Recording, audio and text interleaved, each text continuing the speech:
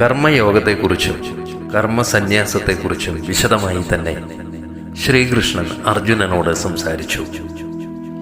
കർമ്മഫലം ആഗ്രഹിക്കാതെ കർമ്മം ചെയ്യുന്നവനാണ് സന്യാസിയും യോഗിയും.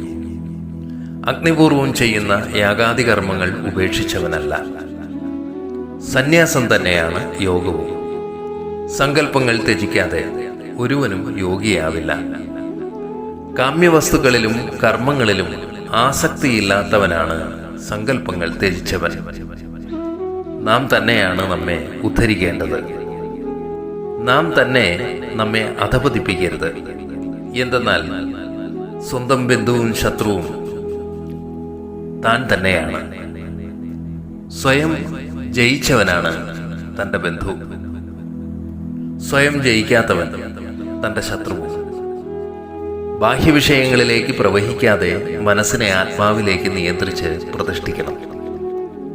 അപ്പോൾ രജോ ഗുണം അടങ്ങും, മനസ്സ് ശാന്തമാകും, പാപങ്ങൾ അകലും, ബ്രഹ്മത്തിൽ ലയിക്കും, ആനന്ദം വിടരും.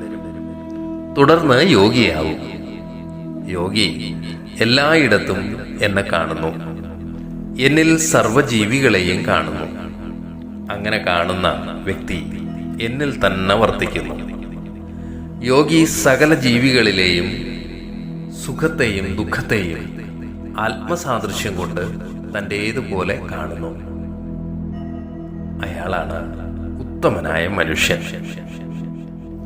അപ്പോൾ അർജുനൻ ചോദിച്ചു, അല്ലയോ കൃഷ്ണ, അങ്ങ് ഉപദേശിച്ചു തന്ന ഈ യോഗം മനസ്സിന്റെ ചാഞ്ചല്യം കൊണ്ട് എനിക്ക് ഗ്രഹിക്കാൻ കഴിയുന്നില്ല. മനസ്സ് ഇളകിക്കൊണ്ടിരിക്കുന്നതും ഇന്ദ്രിയങ്ങളെ മതിക്കുന്നതും ആസക്തവുമാണ്. മനസ്സിനെ തടയുന്നത് കാറ്റിനെ തടയുന്നത് പോലെ ദുഷ്കരമാണ്. ഭഗവാൻ മറുപടി പറഞ്ഞു, മനസ്സിനെ നിയന്ത്രിക്കുന്നത് അസാധ്യം തന്നെ. എന്നാൽ അഭ്യാസം കൊണ്ടും വൈരാഗ്യം കൊണ്ടും അത് ക്രമേണ സാധ്യമാകും.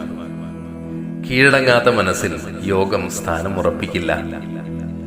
മനസ്സ് സ്വാധീനമായാൽ അനുശീലനം കൊണ്ട് യോഗം പ്രാപ്തമാകും.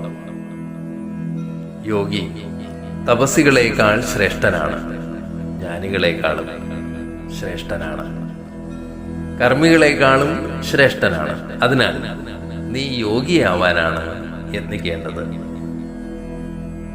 ഞാൻ അനുഭവിച്ചറിഞ്ഞ ജ്ഞാനം നിനക്ക് ഉപദേശിച്ചു തരാം.